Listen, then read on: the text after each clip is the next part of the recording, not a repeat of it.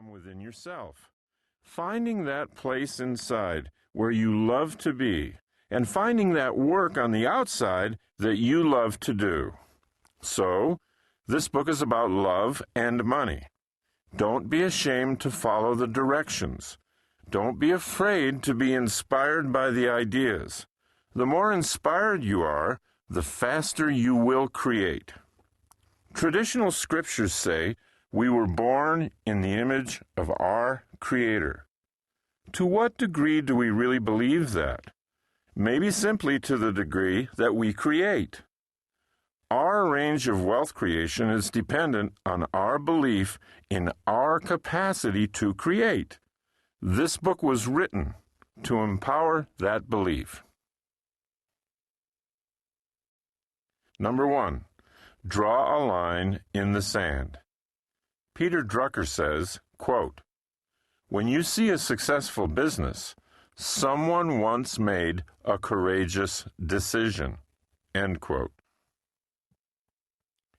Sam Beckford likes to tell his new clients about the most defining moment of his business success and career. It happened long before he became known as the small business millionaire. This defining moment didn't happen at his business.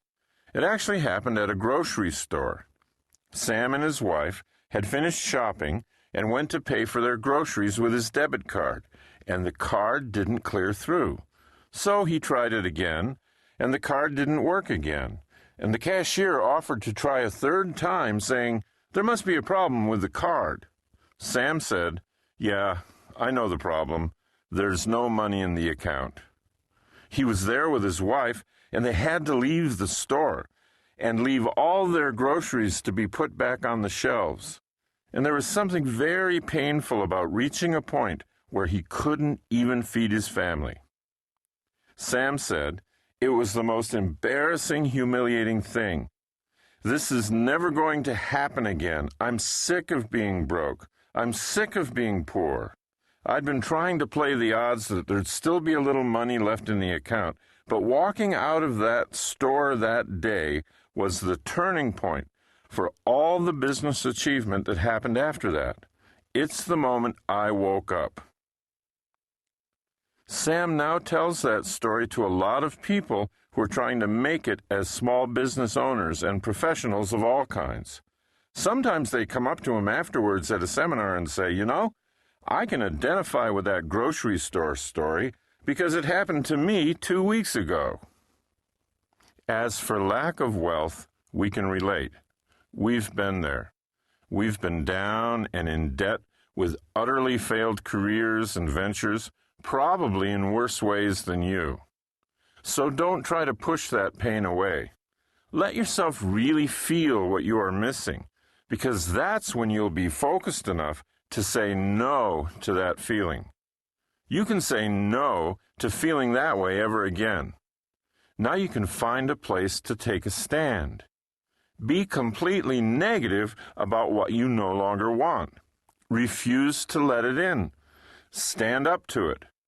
Draw your line in the sand. Step back and dare it, the old you, to ever cross that line again. Use a moment like that to be your final resolve to say, never again, never. There's a positive turning point hidden in everything, even in something that feels that bad. People like me, who have recovered from addictions, eventually reach what they call a bottom. They can't go any lower without dying. But once they've hit their bottom, they often find new strength to say, that's it. There's just no way that I'm going to live like this anymore. I don't care what I have to do. I don't care how uncomfortable it is. I don't care what they tell me to do. I'll even go through those 12 steps.